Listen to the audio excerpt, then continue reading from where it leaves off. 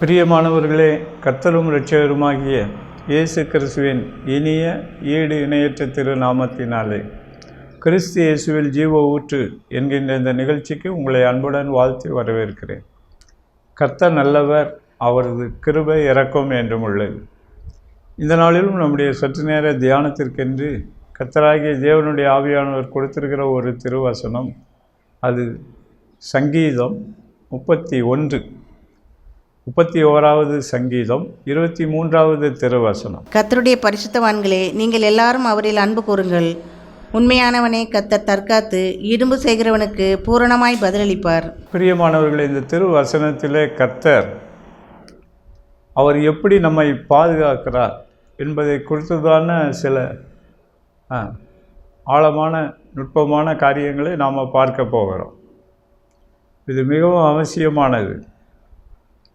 இதில் கர்த்தர் நமக்கு துணை செய்கிறார், உதவி செய்கிறார். இதில் நம்முடைய பங்களிப்பு, நம்முடைய கோஆப்ரேஷன், ஒத்துழைப்பு மிகவும் அவசியம். இதில் நாம் அவரோடு இணைந்து பயணிக்கும் போது, அவரோடு ஒத்துழைக்கும் போது நம்முடைய வாழ்க்கையில் கர்த்தர் அவருடைய வாக்குத்தத்தங்களின் நிறைவேறுதல்களை நமக்கு தருகிறார், ஆசீர்வாதங்களை சுதந்திரித்து கொள்ளும்படிக்கு செய்கிறார். அது மாத்திரமல்ல, நம்மை தொடர்ந்து பாதுகாக்கிறார். அதை குறித்ததான சில காரியங்களை இந்த நாளிலே நாம் தியானிக்க போகிறோம். ஆகவே ஆர்வமாய் கவனியுங்கள். உங்களுக்கு தெரிந்த மற்றவர்களுக்கும் இந்த செய்திகளை குறித்து சொல்லுங்கள். குடும்பமாக இந்த செய்திகளை கேட்க முன் வாருங்கள். கர்த்தர் உங்களை ஆசீர்வதிக்க போகிறார். முதலாவதாக பாருங்கள், நாம் அவரிலே அன்பு கூற வேண்டும். இது மிகவும் அவசியமான ஒரு காரியம். நாம் ஆண்டவராகிய இயேசு கிறிஸ்துவின் மீது அன்பு கூற வேண்டும். அழியாத அன்பு கொண்டு இருக்க வேண்டும், மாறாத அன்பு கொண்டு இருக்க வேண்டும், நிலையான அன்பை கொண்டு இருக்க வேண்டும், நிபந்தனையற்ற அன்பை கொண்டு இருக்க வேண்டும். அவர் நம்மை நிபந்தனை இல்லாமல் நம்மை நேசித்திருக்கிறார், நாமும் அவரை நேசிக்க வேண்டும். பாருங்கள், அதிலே ஆவியானவர் நமக்கு உதவி செய்கிறார். அவர் மேலே உள்ள அன்பிலே நாம் வளரும்படிக்கு செய்கிறார். கர்த்தருடைய பிரதான கட்டளைகளிலேயே முதல் கட்டளை நாம் அவரில் அன்பு கூற வேண்டும். அதற்கு ஒப்பாக இருக்கிற 2வது கட்டளை அவரில் அன்பு கூறுகிறது போல நாம் மற்றவர்களிடத்தில் அன்பு கூற வேண்டும். அதில் முதல் காரியம், நாம் அவரிடத்தில் அன்பு கூற வேண்டும். அந்த அன்பிலே ஆண்டவர் விரும்புகிற அளவுக்கு நாம் வளர வேண்டும் என்று ஆவியானவர் விரும்புகிறார். பாருங்கள், அடுத்து இதில் ஒரு மகிமையான காரியத்தை குறிப்பிடுகிறார். உண்மை உள்ளவனை கர்த்தர் தற்காக்கிறார். அவர் நம்மை உள்ளிருந்து அவர் பாதுகாக்கிறார். நம்முடைய காரியங்கள் எல்லாவற்றிலும் ஒரு பாதுகாவலை கட்டளையிடுகிறார். இது ஒரு மகிமையான காரியம். பாருங்கள், ஆண்டவராகிய இயேசு கிறிஸ்துவின் மூலமாக நாம் பிதாவாகிய தேவனை ஏற்றுக்கொள்ளும் பொழுது மறுபிறப்படைகிறோம். நமக்குள்ளே புது ஜீவன் கட்டளையிடப்படுகிறது. நாம் மறுபிறப்படைகிறோம். இது ஒரு மகிமையான காரியம். பாருங்கள், சங்கீதக்காரன் அழகாக சொல்கிறார், மீட்கும் பொருளை ஒருவரும் கொடுக்கக்கூடாது. நாம் மறுபிறப்படைவதற்கு ஆண்டவராகிய இயேசு கிறிஸ்துவின் அவருடைய பலி, அவருடைய பாடு, மரணம், உயிர்த்தெழுதலின் மூலமாக பிதாவாகிய தேவன் நம்மை சிருஷ்டிக்கிறார், மறுபிறப்படையும்படிக்கு செய்கிறார். இது ஒரு அருமையான அனுபவம். இதன் மூலமாக தேவனுடைய வித்து நமக்குள்ளே வைக்கப்படுகிறது. நாம் தேவனுடைய சாயலிலே படைக்கப்படுகிறோம். கர்த்தருக்கு ஸ்தோத்திரம். இதில் நம்மை அவர் பாதுகாக்கிறார். முதலாவதாக அதை புரிந்து கொள்ள வேண்டும். ரட்சிப்பின் அனுபவத்தை கர்த்தர் பாதுகாக்கிறார் என்று சொல்லும் பொழுது சங்கீதம் 145:20 எடுத்து வாசித்து பாருங்கள். அவரில் அன்பு கூறுகிறவர்களை கர்த்தர் காப்பாற்றுகிறார், பாதுகாக்கிறார். அதில் ஆங்கில வேதாகமத்தில் என்ன போட்டிருக்கும் என்றால், ஹீ ப்ரிசர்வ்ஸ். ப்ரிசர்வ்ஸ் என்றால் என்ன அர்த்தம் ஆங்கிலத்தில்? நீங்கள் டிக்ஷனரி, ஆக்ஸ்ஃபோர்ட் டிக்ஷனரியில் எடுத்து வாசித்து பாருங்கள். ஆமாம், அதனுடைய ஒரிஜினல் தன்மையை, அவர் உண்மையான தன்மையை அவர் பாதுகாக்கிறார்.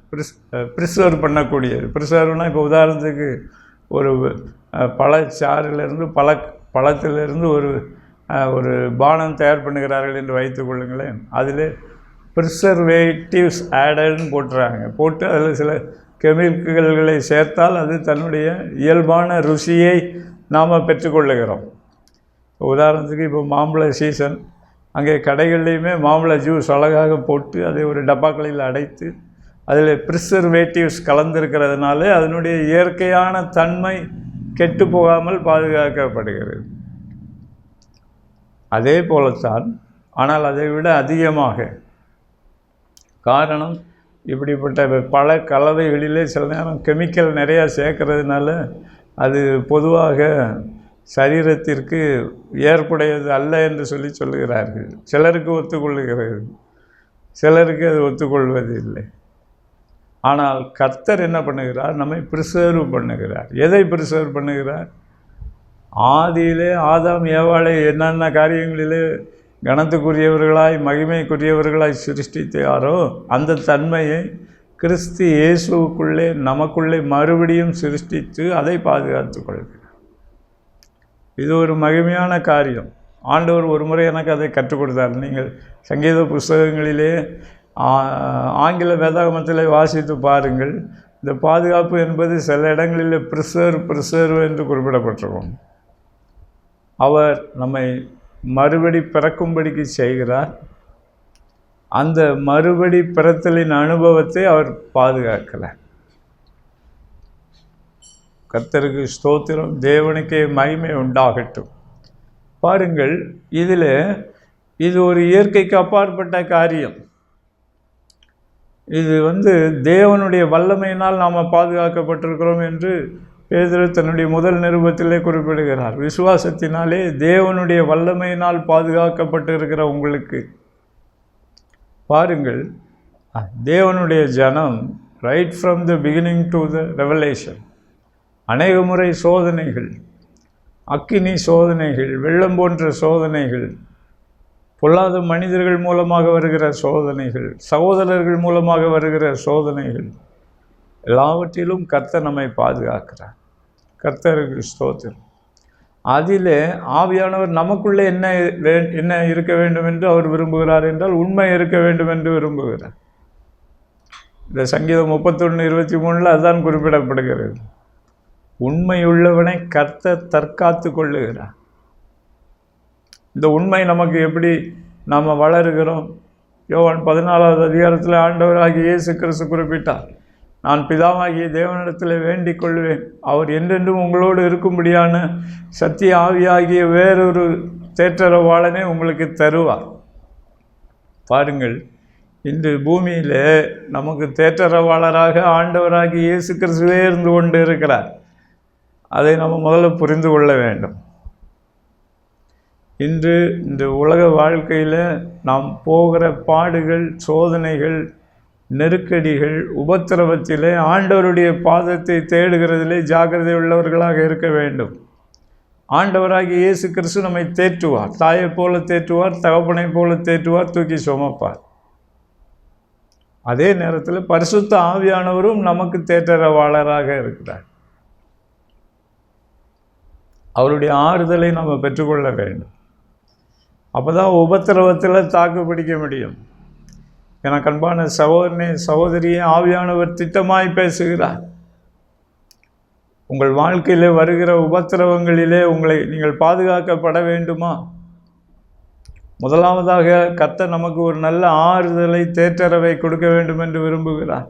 பிதாவாகிய தேவனும் அவர் சகலவித ஆறுதலின் தேவன், தேற்றரவின் தேவன். மறந்துவிடக்கூடாது. தேவ சமூகத்திலே தேவனுடைய சுபாவமே நம்மை தேற்றக்கூடிய ஒரு சுபாவம். பாருங்கள், நாம் சிறு பிள்ளைகளாக இருக்கும்போது தாய் தகப்பன் நம்மை தேற்றினார்கள். இன்று நமக்கு ஒரு மகிமையான தேற்றரவாளர் இருக்கிறார். அந்த தேற்றரவை நாம் பெற்றுக்கொள்ள வேண்டும். தாவீது அரசன் அதைத்தான் குறிப்பிடுகிறார். நீர் என்னை தேற்றாவிட்டால் நான் என்னுடைய துக்கத்திலே செத்தே போயிருப்பேன் என்று குறிப்பிடுகிறார். பெரிய மாணவர்களை, இது மிகவும் அவசியம். இது ஒரு பாதுகாப்பு, அது என்பதையும் மறந்துவிடக்கூடாது. தேவனுக்கு முன்பதாக உண்மையை சொல்லட்டும், என்னுடைய வாழ்க்கையில் தேற்றரவின் அந்த அனுபவத்திற்குள்ளே கர்த்தர் அநேக முறை நடத்தினபடியினால்தான் நான் இன்று பிழைத்திருக்கிறேன். அந்த ரட்சிப்பின் அனுபவத்தையும் அவர் தான் பாதுகாக்கிறார். மறுபிறப்பின் அனுபவத்தையும் அவர் தான் பாதுகாக்கிறார். பாருங்கள், சில நேரம் பொறுமை இழக்கக்கூடிய சூழ்நிலைகள் வருகிறது. ஆனாலும் கர்த்தர் அந்த இடத்துல ஒரு சமாதானத்தை, தேற்றரவை கொடுத்து மறுபடியும் நிலைநிறுத்துகிறார். கர்த்தருக்கு ஸ்தோத்திரம், தேவனுக்கே மகிமை உண்டாகட்டும். தேற்றரவின் அனுபவம் அத்தியாவசியமான ஒரு அனுபவம். நீங்கள் ஆண்டவரை துதிக்கும் போது, ஆராதிக்கும் போது அவர் உங்களை தேற்றரவு பண்ணவும் விட்டு கொடுங்கள். ஆண்டவர் உங்களை உற்சாகப்படுத்துவார், ஊக்குவிப்பார், உயிர்ப்பிக்க வேண்டிய இடங்களிலே உங்களை உயிர்ப்பிப்பார். கர்த்தருக்கு ஸ்தோத்திரம், தேவனுக்கே மகிமை.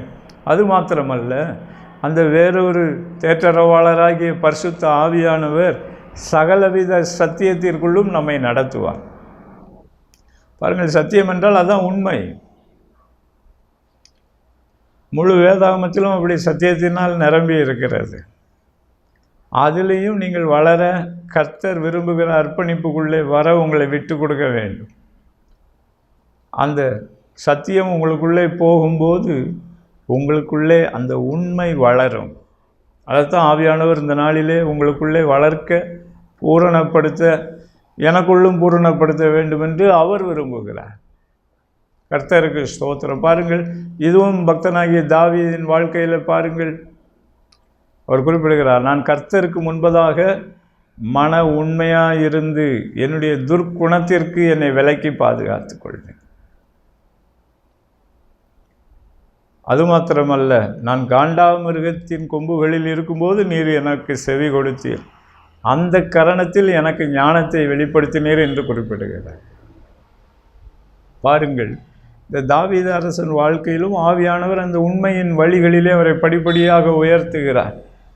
ஆண்டவரே அவரை தன்னுடைய ஆவியினால் நிரப்பினார். என் தாசனாகிய தாவீதை கண்டுபிடித்து பரிசுத்த தைலத்தினால் நான் அவனை அபிஷேகம் பண்ணினேன் என்று குறிப்பிடுகிறார்.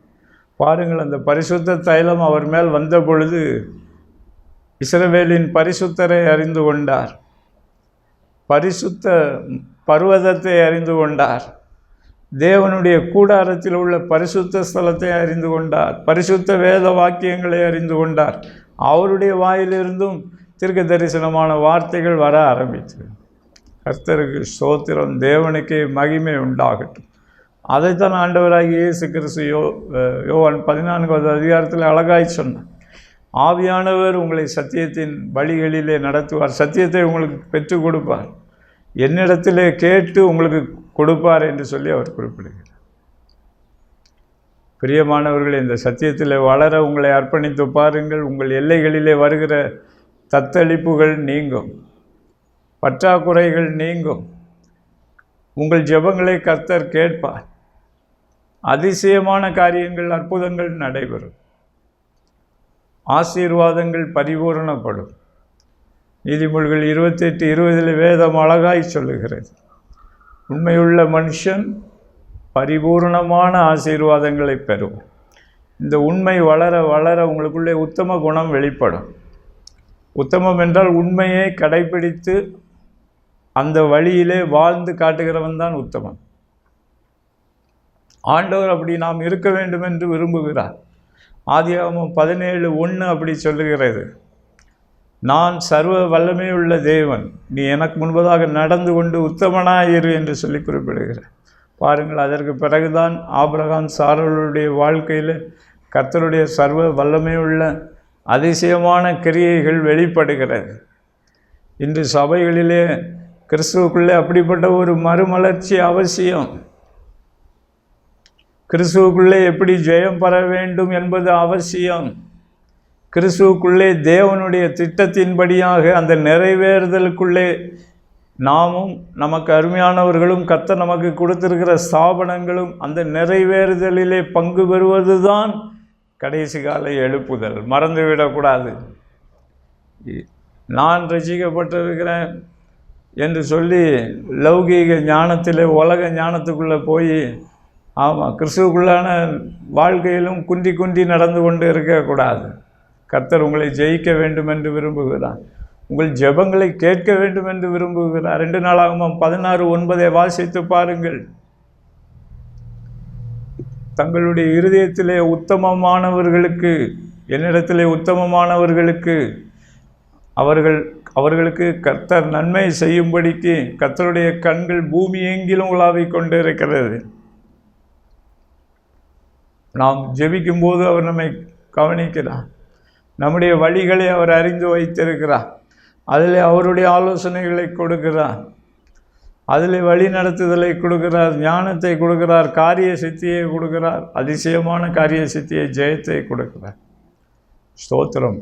முதலாவதாக ஆசீர்வாதங்களை பெற்றுக்கொண்ட பிறகு தான் அடுத்து தற்காப்பு ரொம்ப அவசியமாக இருக்கிறது. ஆமாம், இன்றைக்கி உண்மை உள்ளவனை கர்த்தர் தற்காக்கிறார். அதுக்கடுத்து இடும்பு செய்கிறவனுக்கு பூரணமாய் பலன் அளிப்பார். ஸ்தோத்திரம். எனக்கு அன்பான தேவனுடைய பிள்ளைகளே, இன்று நமக்கு விரோதமாக சில போராட்டங்கள் வரும்போது கர்த்தர் அதை கையாள அவர் பார்த்து கொண்டு இருக்கிறார். நாம் அவருடைய பலத்த கரங்களுக்குள்ளே கீழ்ப்படிந்து அடங்கி அவருடைய வழியிலே சென்று கொண்டு இருக்க வேண்டும். பாருங்கள், இந்த பக்தனாகிய தாவீதுக்கு கர்த்தர் அவருடைய வாழ்க்கையில் அவருக்கு உரிய மேன்மைகளையும் கொடுத்தார். பாருங்கள், படிப்படியாக கர்த்தர் அவரை உயர்த்தி கொண்டே வந்தார். அது மாத்திரமல்ல, அவருடைய வாழ்க்கையில் ஜெயத்தின் மேல் ஜெயத்தை கொடுத்து கொண்டே இருந்தார். அது மாத்திரமல்ல, அவரை கடைசி வரைக்கும் பூரண வயசுள்ளவராக விருத்தாப்பியனாக அவர் கர்த்தருக்குள்ளே நித்திரடைந்தார் என்று வேதம் பதிவிடுகிறது. எனக்கு அன்பான தேவனுடைய ஜனமே, உங்களுக்கும் எனக்கும் கர்த்தர் அப்படிப்பட்ட ஒரு எதிர்காலத்தை தான் வைத்திருக்கிறார். இதில் ஆவியானவர் நம்மிடத்தில் எதிர்பார்க்கிற காரியம், ஆவியானவர் மூலமாக நமக்கு கொடுக்கப்படுகிற சத்தியத்துக்கு கீழ்ப்படிய வேண்டும். இயேசு கிறிஸ்து தாமே வழியும் சத்தியமும் ஜீவனுமாக இருக்கிறார். வழியும் உண்மையும் ஜீவனுமாக இருக்கிறார். அவருக்குள்ளே நாம் வளர வேண்டும், வளர வேண்டும், வளர வேண்டும். கர்த்தருடைய நாமத்தினாலே வெற்றி பெற வேண்டும்.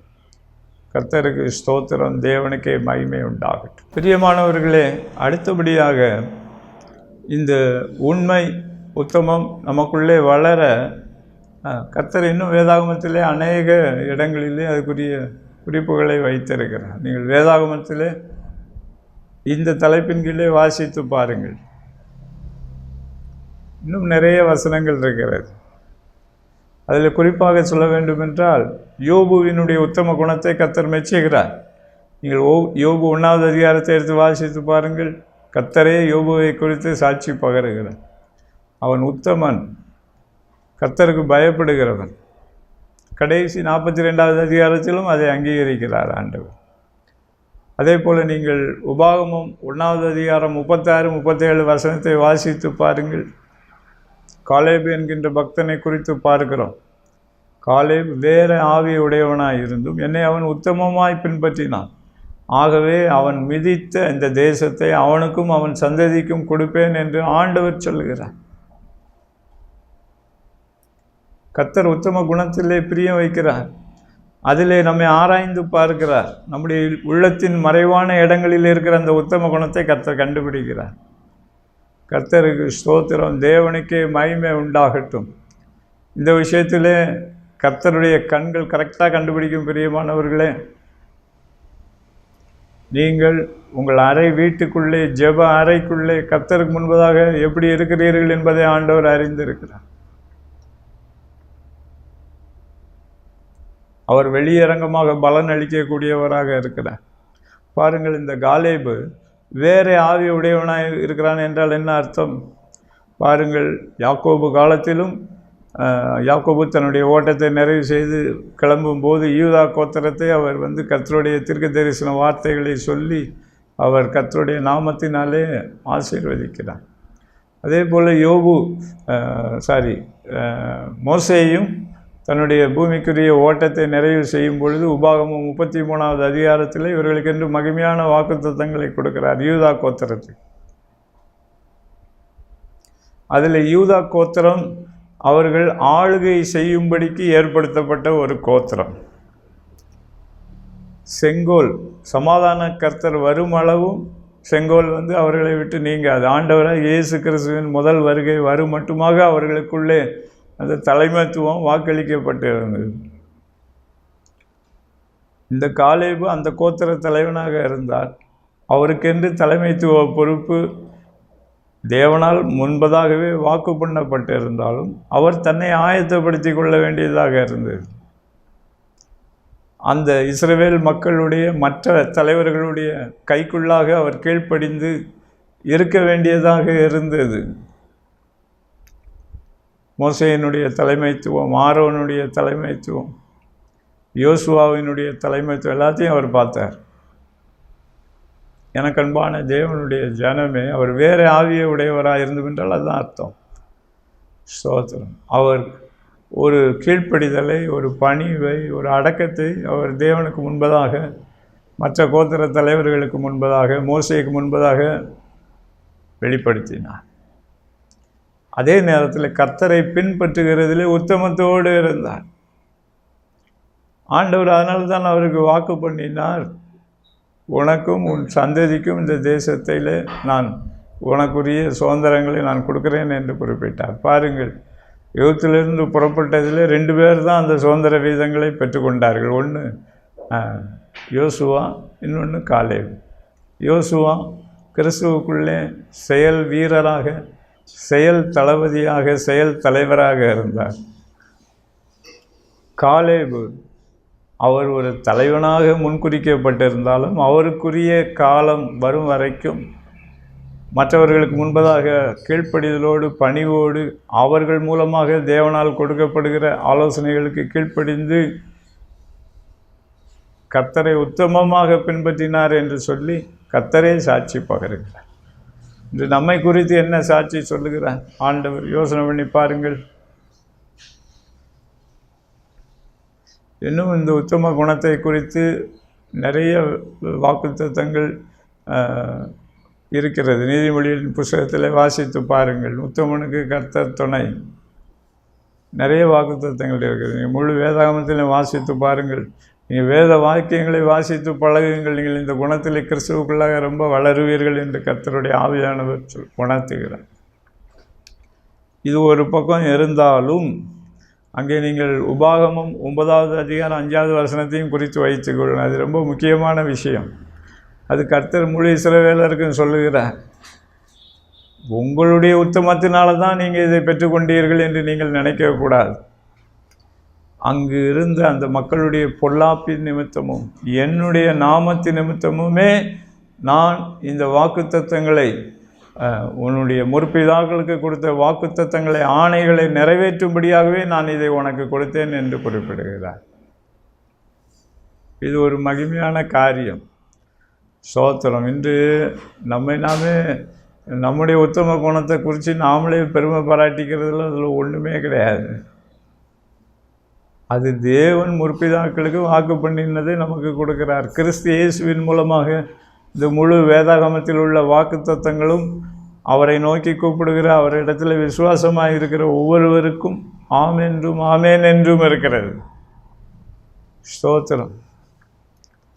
ஆபிரகாமின் வாக்குத்தத்தங்கள், ஆசீர்வாதங்கள் கூட கிறிஸ்து இயேசுவின் மூலமாக இன்று அவரை நேசிக்கிற, அவரை ஃபாலோ பண்ணுகிற ஒவ்வொருவருக்கும் உரியதாக இருந்து கொண்டு இருக்கிறது.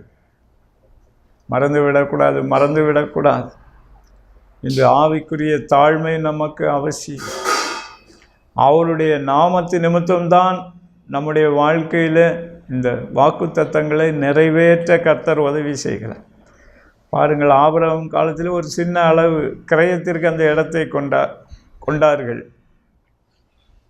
பிற்காலத்தில் ஈசாக்கு, யாக்கோபு அந்த இடத்துல விருத்தி அடைந்தார்கள்.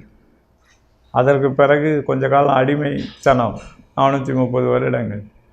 அதுக்கு பிறகு இஸ்ரவேல் மக்களுக்கு மோசேயின் காலத்தில் அவர்கள் அங்கிருந்து வெளியே வருவார்கள், வனாந்தரத்தில் தாக்குப்பிடிப்பார்கள், மறுபடியும் அந்த தேசத்துக்கு வருவார்கள் என்பது அது உலக ஞானத்தின்படி அவர்களுடைய புத்திக்கு எட்டாத ஒரு காரியம். ஆனால் வேதம் பதிவிடுகிறது, கர்த்தர் தன்னுடைய ஓங்கிய புயத்தினாலும் பலத்த கரத்தினாலும் அவர்களை அங்கிருந்து புறப்பட பண்ணி வனாந்தரத்தில் காப்பாற்றி கானான் தேசத்திலே அவர்களை அதிசயங்களை காண பண்ணினார். இதில் ஆவியானவர் நம்மிடத்தில் எதிர்பார்க்கிற காரியம் உண்மை, உத்தமம். இதில் கர்த்தராகிய இயேசு கிறிஸ்து விரும்புகிற அளவுக்கு, பிதாவாகிய தேவன் விரும்புகிற அளவுக்கு நாம் வளர வேண்டும். வளர்ந்து ஆசீர்வாதங்களை சுதந்திரிக்க ஆரம்பித்த பிறகும் வாக்குத்தத்தங்களை சுதந்திரிக்க ஆரம்பித்த பிறகும் இது என்னாலே உண்டானதல்ல, இது தேவனுடைய ஈவு, இது தேவனுடைய கிருபை என்று கர்த்தருக்கு முன்பதாக ஒரு தாழ்மையான ஒரு இருதயத்தோடு நடந்து கொள்ள வேண்டும் என்று ஆவியானவர் விரும்புகிறார். பிரியமானவர்களே, இது மகிமையானது. நீங்கள் ஆண்டவராகிய இயேசு கிறிஸ்துவிலே அன்பு கூறவும், அவருடைய பாதத்தில் காத்திருக்கவும், அவருடைய சத்தத்தை கேட்கவும், அவரது வார்த்தைகள் உங்களை உருவாக்கவும் விட்டு கொடுப்பீர்கள் என்றால், உங்களுக்குள்ளே அவர் உண்மையும் உத்தமத்தையும் அவரே உருவாக்குகிறார். அதில் அவரே மகிமைப்படுகிறார். அதில் நன்மைகளையும் தருகிறார், மகிமையும் தருகிறார். நீங்கள் சங்கீதம் 84:11 வாசித்து பாருங்கள். கர்த்தர் சூரியனும் கேடகமுமானவர், கர்த்தர் கிருபையும் மகிமையும் அருளுவார். உத்தமமாய் நடக்கிறவர்களுக்கு நன்மையை வழங்காதுகிறார். அவரால் கொடுக்காம இருக்க முடியாது, கட்டாயம் கொடுத்துருவார். ஆனால் அவர் நம்மிலே அந்த குணம் உருவாக அவர் வாஞ்சிக்கிறார். வேலை ஸ்தலத்திலே நாம் அந்த உண்மையான குணத்திலே உருவாக வேண்டும் என்று அவர் வாஞ்சிக்கிறார். தொழில்களிலே ஸ்தோத்திரம் என்று தொழில்களிலே அங்கே ஆண்டவராகிய இயேசு கிறிஸ்துவுக்கு இடமே கொடுப்பது கிடையாது. சில தொழில்களில், வேலை ஸ்தலங்களிலும் அப்படித்தான். பாருங்கள், ஆபிரகாம், தாவீது இவர்கள் எல்லாரும் ஆரம்ப நாட்களிலே அப்படிப்பட்ட பின்னணியிலிருந்து வந்தவர்கள் தான். ஆனால் கர்த்தர் அவர்களோடு நேரடியாய் பேசி அவர்களை உருவாக்கினார். ஆபிரகாமினுடைய வாழ்க்கையில் பாருங்கள், அவரை உருவாக்க கர்த்தர் அவரிடத்தில் ஒரு 6-7 முறை பேசுகிறார். அவருடைய சத்தத்துக்கு அவர் கவனமாய் செவி கொடுத்து அவர் கற்றுக் கொடுத்த காரியங்களிலே உண்மையும் உத்தமத்தையும் காமிக்கிறபடினால் இன்றும் அவர் பிதாவாகிய தேவனுக்கு முன்பதாக, ஆண்டவராகிய இயேசு கிறிஸ்துவுக்கு முன்பதாக விசுவாசிகளின் தகப்பனாக அறியப்படுகிறார். தாவீது ராஜாவை பாருங்கள், அவரும் அப்படித்தான் உருவாக்கப்படுகிறார். தவறுகள் செய்யும் பொழுது சிட்சிக்கப்படுகின்றார். கர்த்தர் அவரை உருவாக்குகிறார். ஆண்டவரே குறிப்பிடுகிறார், ஆடுகளுக்கு பின்பதாய் போய்கொண்டிருந்த உன்னை எடுத்து என் ஜனத்தின் அதிபதியாக மேய்ப்பனாக நான் வைத்தேன் என்று குறிப்பிடுகிறார். பிரியமானவர்களே, ஸ்தோத்திரம். அவர் சூரியனும் கேடகமுமானவர். பாருங்கள், அங்கேயும் பாதுகாப்பு தான் குறிப்பிடப்படுகிறது. கேடகம், இந்த கேடகத்தை எல்லாருக்கும் தருகிறார் அவர். ஒரு சங்கீதத்தில் அழகாய் 3 தரப்பினரும் குறிப்பிடப்பட்டிருக்க நான் பார்த்து ஆச்சரியப்படுவது உண்டு. கர்த்தருக்கு பயந்தவர்களே அவரை நம்புங்கள், அவர் அவர்களுக்கு கேடகமும் துணையுமாக இருக்கிறார். ஆரோன் குடும்பத்தாரே கர்த்தரை நம்புங்கள், அவர் அவர்களுக்கு கேடகமும் துணையாக இருக்கிறார். கர்த்தருடைய பரிசுத்தவான்களே ஸ்தோத்திரம். இஸ்ரவேல் மக்களே அவரை நம்புங்கள், அவரே அவர்களுக்கு கேடகமும் துணையுமாக இருக்கிறார். பாருங்கள், அடுத்து பாதுகாப்பு. இந்த உண்மை உள்ளவனை தற்காக்கிறார் என்பதிலே கேடகமும் வந்து விடுகிறது. இன்னும் சங்கீதம் 18 அரணும் கோட்டையுமாய் இருக்கிறார்.